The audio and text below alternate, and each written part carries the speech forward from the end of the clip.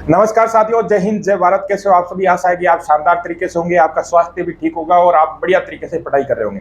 साथियों, आज अपन बात करेंगे कि राजस्थान पुलिस की जो भर्ती राजस्थान में आयोजित होती है उसमें कितना कंपटीशन है, कितने नंबर लाने वाले विद्यार्थी का राजस्थान पुलिस में फाइनल सिलेक्शन हो जाता है, कितने विद्यार्थी राजस्थान पुलिस में फॉर्म भरते हैं और कितने विद्यार्थी है जो राजस्थान पुलिस की वास्तविक रूप से राजस्थान में तैयारी करते हैं। ठीक है, इस सारे मुद्दे पर चर्चा करेंगे क्योंकि राजस्थान की एक शानदार हाईलाइट वाली भर्ती है। जैसे राजस्थान पुलिस की भर्ती आती है, एक अलग तरह का माहौल बनता है प्रदेश में, तो उस पर भी चर्चा करेंगे। और काफी विद्यार्थी अपने जो चैनल पे जुड़े हुए हैं वो इस भर्ती की तैयारी करते हैं, तो इस पर चर्चा करने की बहुत ज्यादा जरूरत है। एक और मुद्दा साथियों जो उठ रहा है वो है कि राजस्थान में 50 जिले अब टोटल हो गए हैं। माननीय मुख्यमंत्री जी ने नए जिलों की घोषणा की थी। जैसे ही ये घोषणा हुई उसके बाद कई विद्यार्थियों ने अपनी पढ़ाई इस मायने से छोड़ दी कि राजस्थान का तो अब भूगोल चेंज हो गया, राजस्थान का तो अब जीके चेंज हो गया, अब नई किताबें आएगी तब पढ़ेंगे।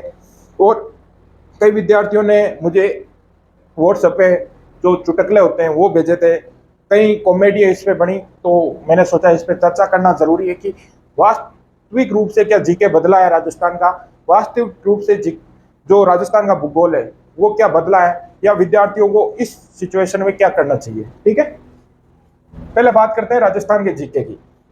साथियों, मेरा मानना यह है कि जो राजस्थान में नए जिलों की घोषणा हुई है उससे मुश्किल से आपके 50 से 60 क्वेश्चन, 50 से 60 क्वेश्चन जो करंट के मान लो या भूगोल के मान लो या किसी भी प्रकार से कि कौन सी कमेटी ने घोषणा की, कौन कौन से जिले बने, किस जिलों से अलग होकर बने, तो 50 से 60 नए क्वेश्चन मुश्किल से आपके सिलेबस में ऐड होंगे, आपकी कंपटीशन की परीक्षा में पूछे जाएंगे।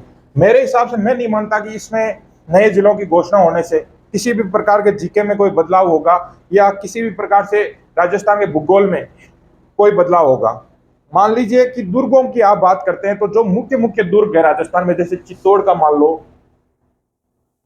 तारागढ़ का मान लो, बूंदी का जो तारागढ़ का दुर्ग है, ये सभी जो हाईलाइट दुर्ग है वो अपने अपने जिलों में है, मुख्य बड़े शहरों में है। जो राजस्थान के मुख्य महल है वो बड़ी बड़ी जगह में है।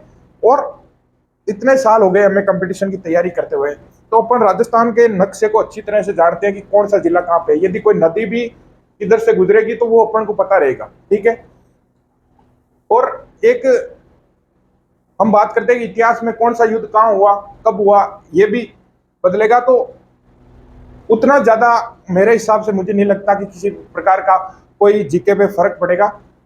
एक मैं बात करता हूं आपसे साथियों की, पढ़ाई न करने के हजार बहाने हैं और पढ़ाई करने का सिर्फ एक वादा ही काफी है। तो यदि आप इन जिलों की घोषणा के कारण आप यदि अपनी पढ़ाई छोड़ रहे हैं तो ये केवल भ्रमित होने की बात है। आप अपनी मंजिल से छूट जाते हो और आपके पास एक ना पढ़ने का ये बहाना मात्र है और बाकी ऐसा कुछ भी नहीं है। तो जो भी साथी मेरी बात मानते हैं उनको एक भी सलाह दूंगा कि आप अपनी पढ़ाई कंटिन्यू रखें। जो नई योजना है, नए जिलों की जो योजना है, उससे कम से कम अभी 1 से 1.5 साल लग जाएंगे धरातल स्तर पे जो इसको सीमांकित होने में। तो अभी 1 साल तक जो जो भर्तियां होगी, और आपको पता है कि 1 साल में राजस्थान पुलिस की सारी भर्तियां हो जाएगी। सामने जो भर्ती आ रही है 2023 की, वो 1 साल के अंदर अंदर आपको ज्वाइनिंग तक दे देंगे उसमें। तो उसमें आपके इस नए जिलों की घोषणा से कोई फर्क नहीं पड़ने वाला। ठीक है, राजस्थान पुलिस में कितने नंबर पर सिलेक्शन हो जाता है, राजस्थान पुलिस में कितना कंपटीशन है, तो वो आपके सवालों का मैं जवाब दूंगा। पहले बात बता देता हूँ मेरी। साथियों, आज तक मैंने कभी बताया नहीं, लेकिन आपको बता देता हूँ। मैंने राजस्थान पुलिस में 5 फॉर्म भरे थे, 5 फॉर्म लगाए थे। कहाँ कहाँ से लगाए थे? तो जोधपुर से लगाया था, जोधपुर कमिश्नरेट से मेरा फॉर्म था। जयपुर कमिश्नरेट से मैंने फॉर्म लगाया था। भीलवाड़ा से मैंने फॉर्म लगाया था। 13वीं RAC जो अपने चैनपुरा में जयपुर में, उसमें मैंने फॉर्म लगाया था। और अपने CIDIB इंटेलिजेंस ब्यूरो, इसमें मेरा फॉर्म लगाया था। कुछ 5 फॉर्म मैंने भरे थे। अब की बार राजस्थान पुलिस भर्ती 2022 में। ठीक है, एग्जाम लगातार थे तो मैं 4 एग्जाम ही दे पाया। जो जोधपुर कमिश्नरेट से मेरा पेपर था वो मैं नहीं दे पाया, समय के अभाव के कारण पहुंच नहीं पाया सेंटर पे। मैंने 4 पेपर दिए। उनमें से एक पेपर जो मेरा फर्स्ट टाइम था, 13 तारीख को पहला पेपर था मेरा सेकंड बारी में। तो आपको भी पता है कि इतना डिफिकल्ट पेपर था कि मुझे लगता है कि पिछले 2-3 सालों में जितने भी राजस्थान में कंपटीशन के एग्जाम आयोजित हुए हैं, चाहे वो आरएस हो, एसआई हो, सेकंड ग्रेड हो, रीट हो, उनमें सबसे हार्ड राजस्थान पुलिस का पेपर था। इसीलिए विधानसभा में बलजीत पूनिया जी ने इसका मुद्दा भी उठाया, और ये बहुत गलत बात है कि एक पुलिस का पेपर इतने लेवल का, इतने बड़े लेवल का बनाते हैं। ठीक है, तो नया पैटर्न था, मेरे बिल्कुल भी समझ में आया नहीं था, तो जयपुर कमिश्नरेट से मेरा पेपर क्लियर नहीं हो पाया था। ठीक है, अब पेपर बचे तीन पेपर मेरे लगातार थे। पहला पेपर मैंने भीलवाड़ा से दिया था, उसके बाद मेरा पेपर था जो सीआईडी आईबी से था, और उसके बाद मेरा पेपर 13वीं आरएससी से 16 तारीख को फर्स्ट पारी में अंतिम पेपर था। ये तीनों पेपर मेरे क्लियर थे। आपको पता है कि राजस्थान पुलिस में 150 नंबर का पेपर आता है।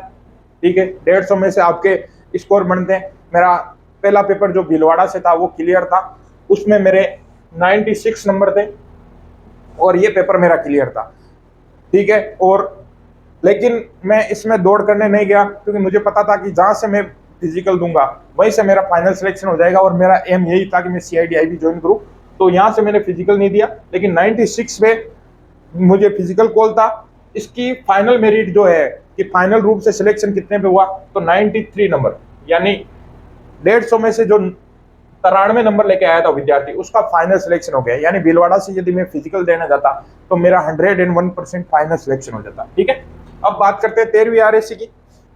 13वीं आरएससी में कितने नंबर थे मेरे, तो 13वीं आरएससी में साथियों मेरे नंबर थे 150 में से 128.50 128.50 नंबर थे मेरे।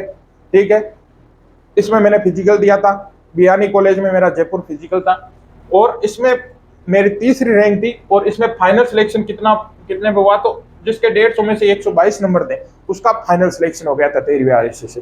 बात करते हैं सीआईडी आईबी से। सीआईडी आईबी में मेरे 109 नंबर थे। ठीक है, 150 में से 109 नंबर थे, जिसके 102 नंबर थे, इसमें मेरी 9वीं रैंक थी जनरल में, लेकिन जिसके 102 नंबर थे उसका फाइनल सिलेक्शन हो गया। यानी पेपर दिए थे, फॉर्म भरे थे मैंने 5, पेपर दिए थे 4, फिजिकल दिए थे 2, और फाइनल सिलेक्शन हुआ था 2 जगह से। ठीक है, ये तो रह गई मेरी बात।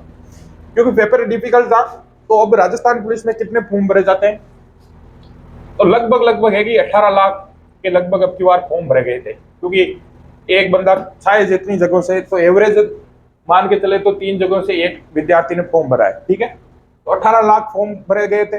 14 लाख के शायद 13 लाख विद्यार्थियों ने एग्जाम दिया था इसमें, और फाइनल सिलेक्शन हुआ था 4400। और यदि संख्या के आधार पर देखें तो 2700 विद्यार्थियों का फाइनल सिलेक्शन हुआ था, क्योंकि बहुत सारे विद्यार्थियों का 2-2, 3-3 जगह से सिलेक्शन हुआ था। राजस्थान पुलिस की वास्तविक रूप से करो या मरो, डू एंड डाइड के तौर पे तैयारी कितने विद्यार्थी करते हैं, तो मेरे हिसाब से 80,000 विद्यार्थी 80,000 विद्यार्थी राजस्थान पुलिस की इस प्रकार से तैयारी करते हैं जैसे मैंने की थी, कि इस भर्ती में लगना ही है, डू एंड डाइड, यानी करो या मरो, इस हिसाब से तैयारी करते हैं। ठीक है, 80,000 में से 20,000 वो होते हैं जो बिल्कुल ही इस भर्ती को अंतिम रूप से मान के तैयारी करते हैं, और इन्हीं 20,000 विद्यार्थियों के बीच में कंपटीशन होता है। ये वास्तविकता है, सच्चाई है।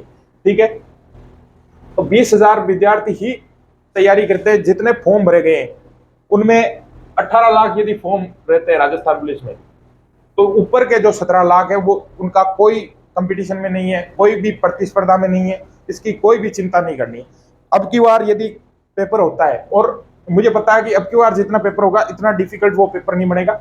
यानी अब की बार आपके यदि 115 से 20, 150 में से 115 से 120 के बीच में आप स्कोर करते हो, तो आपका फाइनल सिलेक्शन हो जाएगा जहां से भी है। तो आप बिना किसी प्रकार की बातों में आए हुए, बिना कॉमेडी में जाए हुए, बिना इधर उधर की जीके बदल गया, ज्योग्राफी बदल गया, ये बात किए हुए सीधा अपनी तैयारी पे ध्यान रखिए। 2 या 3 महीने के अंदर अंदर फॉर्म ओपन हो रहे हैं इसके राजस्थान पुलिस के।